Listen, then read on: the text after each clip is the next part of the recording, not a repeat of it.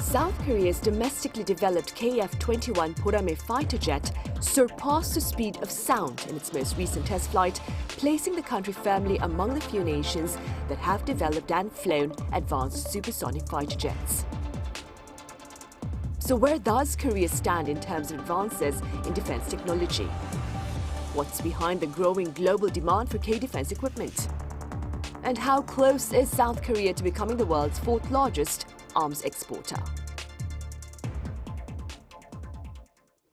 Welcome to Issues and Insiders. Today we reassess Korea's advances in its defense weapons technology and more. For this, I have retired South Korean Lieutenant General Chun here in the studio with me.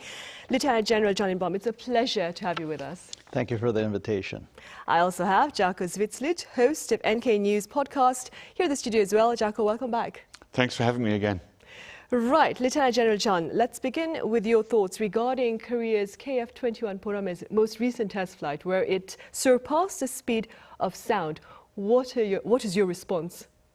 Well, it's a very exciting development, but I must confess to you that in the beginning I was not a supporter of the KF-21, mainly because of the concerns for the price and all the challenges that is involved with developing such a advanced fighter.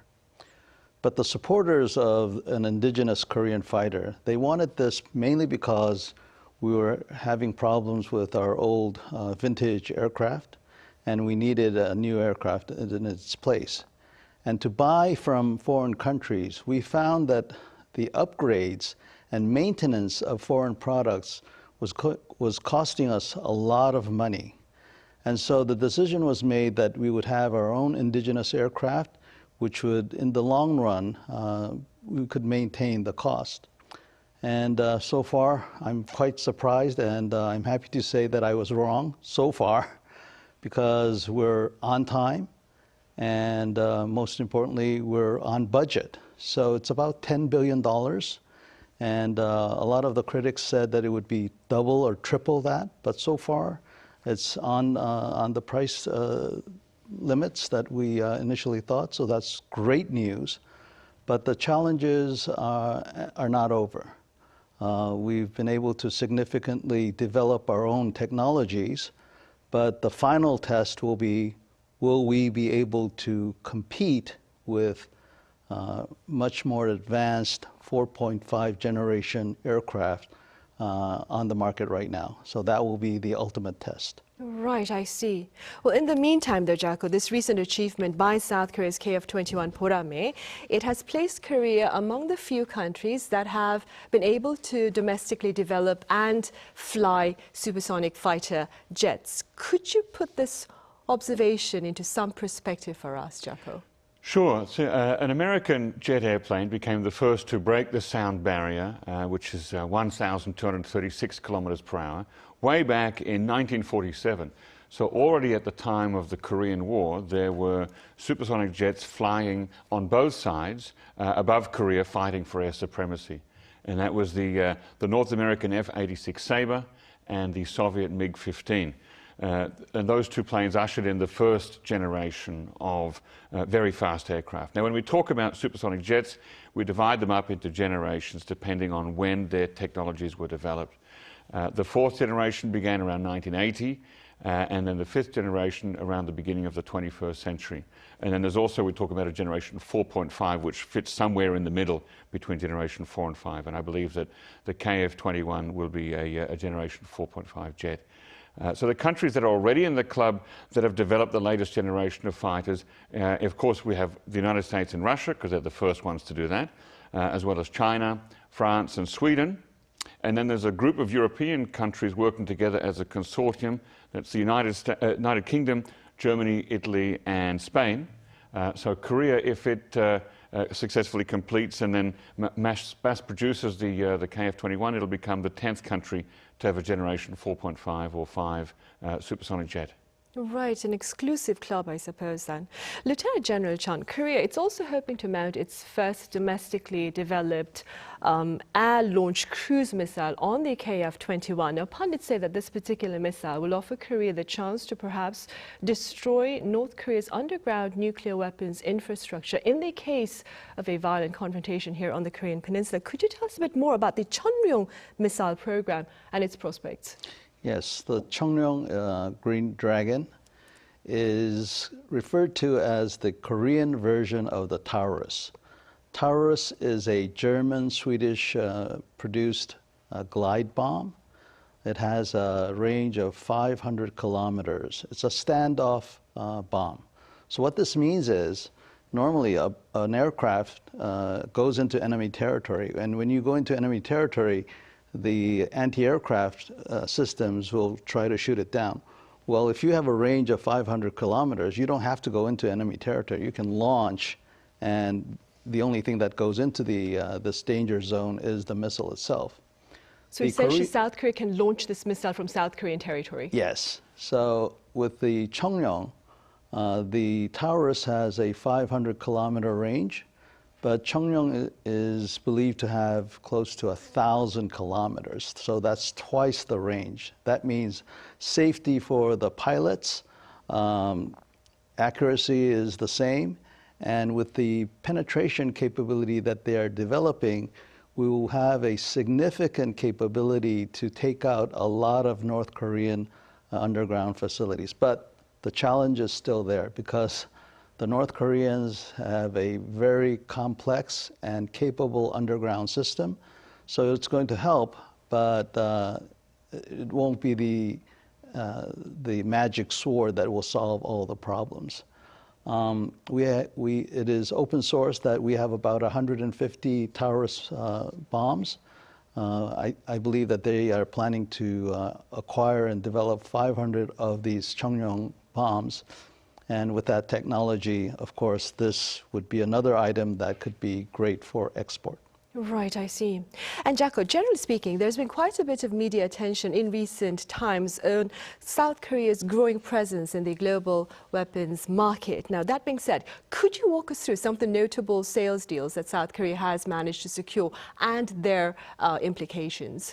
Yes, in December, the very first shipment of Korean-made tanks and howitzers, that's a kind of self-propelled gun, arrived in Poland.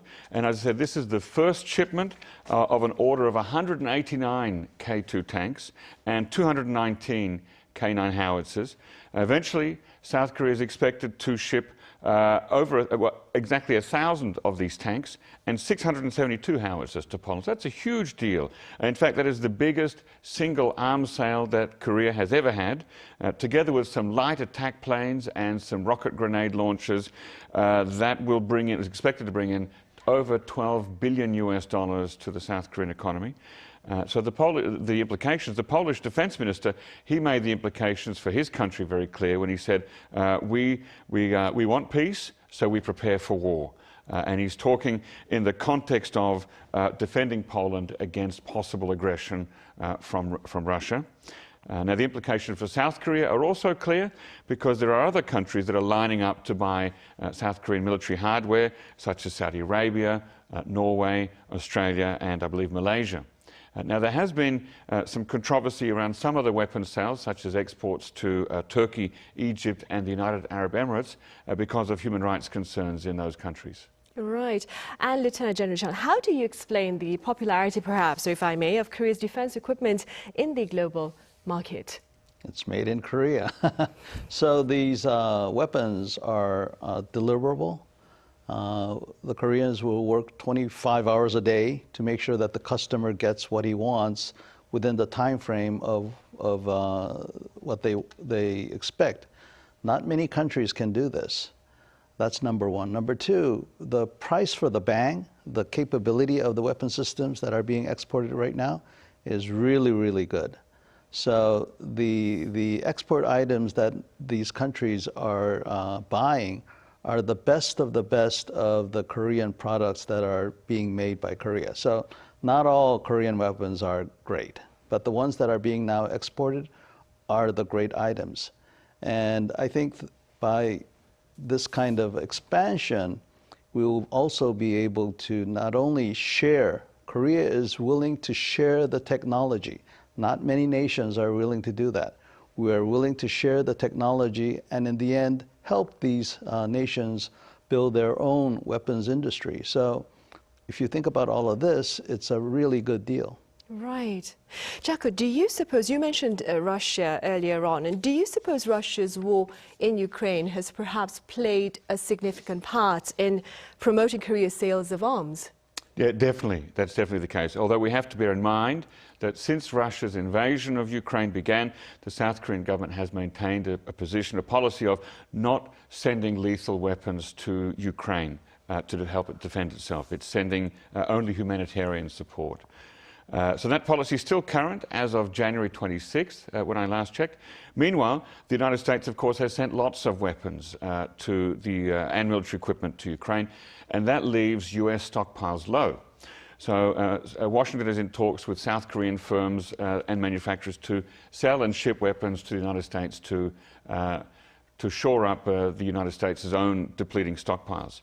Now, in October last year, Vladimir Putin gave a very clear warning to Korea that if Korea were to send weapons to Ukraine, that would destroy relations between Russia and Korea. And in fact, he also hinted at ramping up military cooperation with North Korea, which is understandably something that really concerns South Korea.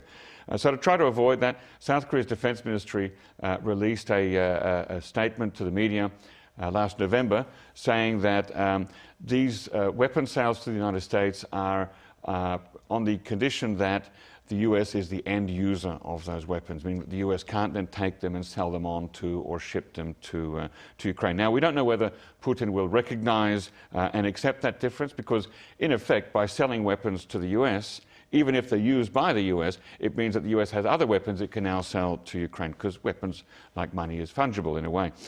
So South Korea is definitely benefiting from selling arms to the United States and other countries that are supplying weapons to Ukraine without having to directly send them to Ukraine itself. At the same time, it's also sending weapons to countries who used to buy things from Russia who are now looking for other suppliers. And as General Chun correctly said, that South Korea is looking like a really good option. It's working hard to produce the weapons that countries need. So according to Bloomberg, South Korea's defense exports as of November last year had grown from $7.25 billion in 2021 to $17 billion in November last year. That's more than a double increase in just 1 year. So to bring it back to your question, yes, Russia's war on Ukraine has really helped South Korea's defense industry to ramp up its own exports. Right. And moving forward, Lieutenant General Chun, some pundits believe that Korea still needs to spend more on R&D with regard to defense technology. What are your thoughts? I could not agree more with that statement. So Korea's defense budget is over $50 billion. 70% of that goes to operational costs. What that means is paying the soldiers, feeding the soldiers, providing soldiers with uniforms and such. 30% goes to procuring new weapons and such. Within that defense budget, only 3% is R&D money. Within the 3% R&D money, 85% goes to the development of weapons systems, and 15% goes to technical development. We need to increase this technical development. And it's not just about money. There are so many legislative restrictions that make it very hard for a scientist to develop a technology. And so we need not only increase the budget for R&D, in my view, maybe 3 times more or 4 times more, but we need to make sure that the legislation supports people to tinker with new ideas and allow them to fail so that they can, they'll make mistakes, but along that path, they'll create something that will really benefit the defense of Korea and who knows, maybe humankind. Right, because trial and error, it's an important part of development anyways. Jacco, the Yoon administration has pledged to make Korea the fourth largest defense exporter, that is. What are the prospects on this particular plan? Yeah, that is a very, very bold and ambitious plan. Now, according to a report by the Stockholm International Peace Research Institute, South Korea is already the world's 8th largest exporter. In that same report, numbers 4, 5, 6 and 7 are China, Germany, Italy and the United Kingdom, respectively. So Korea certainly has a lot of work ahead of itself if it wants to leapfrog those countries to become number 4 behind the US, Russia and France. Still, Korea has been working hard for years to get to where it is now. Every year since 2015, South Korea has had a defense expo, which is kind of a trade fair where people can come and see what kind of military hardware is available for sale. And last year's defense expo, Korea, attracted senior military people from over 40 countries, 40. So that's the largest trade fair of its kind to date in Korea. Now, we've already talked about the big sales of tanks to Poland, which has brought increased interest from other countries. And we know that Korea, as we said at the early part of the program, that is building the KF-21 Boramae jet fighters. And Indonesia has agreed to pay for 20% of those development costs. So presumably when they're finished and when they're ready, Indonesia will probably be buying some of those jet fighters, and that'll help South Korea to climb up the rankings as well. But we should also remember that South Korea imports a lot of weapons and military systems too. And in fact, just 2 years ago, 2021, was the very first year when South Korean defense exports exceeded its imports. So this is still quite a new phenomenon. Right, I see. Meanwhile, Lieutenant General Chun, staying with defense weapons, but moving beyond Korea, Germany appears poised to send its Leopard 2 battle tanks to Ukraine. Now, pundits claim that the presence of these battle tanks in Ukraine may as well change the course of Russia's invasion of Ukraine. Could you explain this for us? Yes, so I'm not sure if it's going to change the course of the battle, but it will surely help the Ukrainians. Right now, the Ukrainians don't have enough tanks. With the Leopards and the Abrams tanks from the United States, it will considerably reinforce Ukrainian capabilities to defend themselves and maybe give them the opportunity to conduct a counteroffensive to regain the lost territory that the Russians have illegally occupied so far. The Leopard is attractive because a lot of European countries use this tank system. And the Leopard, of course, is a very good tank. But what is more so is because so many European countries use them, that means there's a lot of spare parts. So with these tanks going into the Ukraine, other great tanks like the Abrams and the K2 are going to be in Europe, but it'll be able to be much easier for the Ukrainians to maintain and resupply these tanks. So it gives them a very good upper edge, and hopefully, I hope the supply will be in a timely manner, because as soon as spring comes, it'll be ample climate for new military operations. So the Ukrainians need the tanks as soon as possible. They need to train up on it and get familiar with them. Right, they do. Jacco, as Lieutenant General Chun mentioned, the U.S., for its part, has also pledged to send the Abrams tanks to Ukraine. Could you tell us a bit about these American-made battle tanks and their potential impact, perhaps, on Ukraine's efforts to defend itself? Yeah, the US-made Abrams battle tank is probably the best tank in the world right now. It can accurately hit targets more than 3 kilometers away with its 120 millimeter cannon. It also is equipped with 2 machine guns. It can withstand some direct hits, not all, of course. It can move fast and far, and it is powered by a jet engine powered with jet fuel. So it's an amazingly powerful machine. It can go through almost any terrain, including snow and heavy mud, without stopping. And we're going to see a lot of that in the east of Ukraine in the late winter and early spring. So the US will send 31 of these Abrams tanks, and they're expected to have a big impact on helping Ukraine. However, it'll take some time, perhaps several months, not only to ship these giant steel beasts, but also to train the Ukrainian soldiers in how to operate and drive and fire with these things. So that is the holdup. But if they can get them there and operational on the front lines in time, they may well hold off a Russian offensive and perhaps even push back the front lines to liberate more of Ukrainian territory.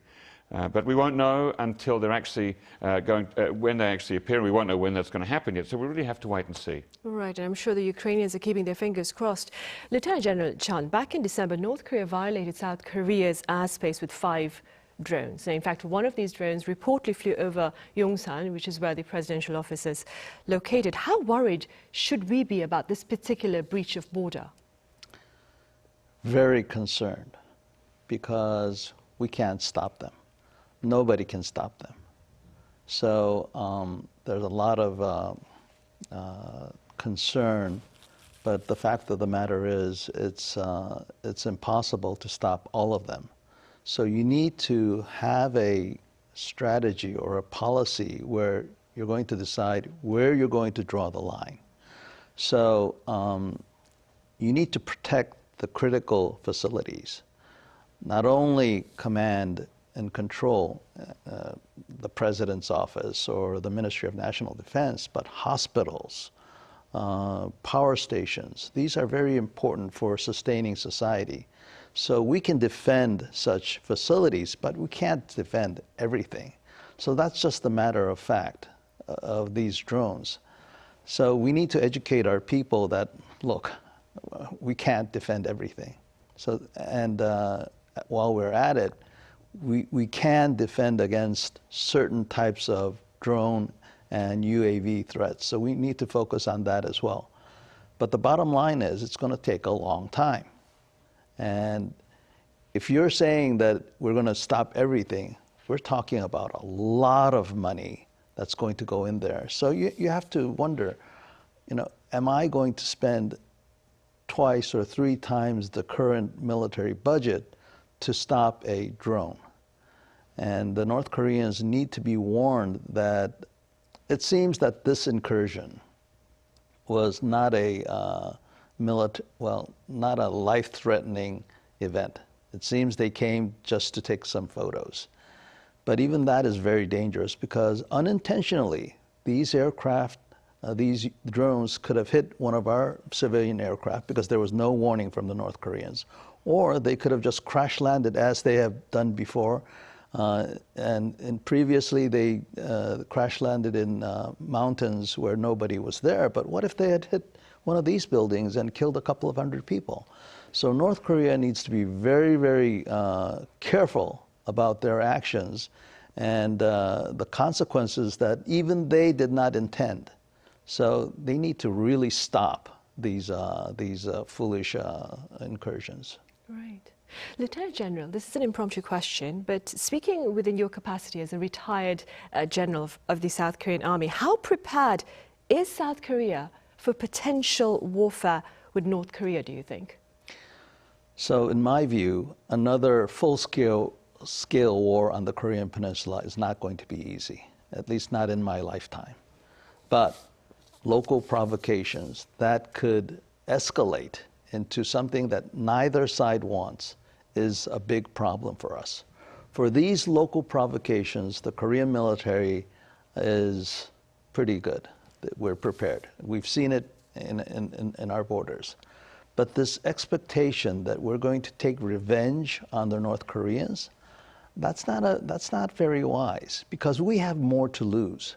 So a lot of people think that just because we've been patient with the North Koreans that we are weak. No, that patience comes from our strength. So we need to be very careful about how we're going to react to these childish actions by the North Koreans. Are we going to act like children as well, or are we going to be adults? I see. All right, Lieutenant General Chun, thank you so much for your time and your insights today. And Jacco, as always, thank you very much for your time. Thank you. Thank you. Right, well, that brings us to the end of this edition. We return same time tomorrow, that is Tuesday, with a look at the economic implications of East Indo-Mass requirements here in Korea. Join us then.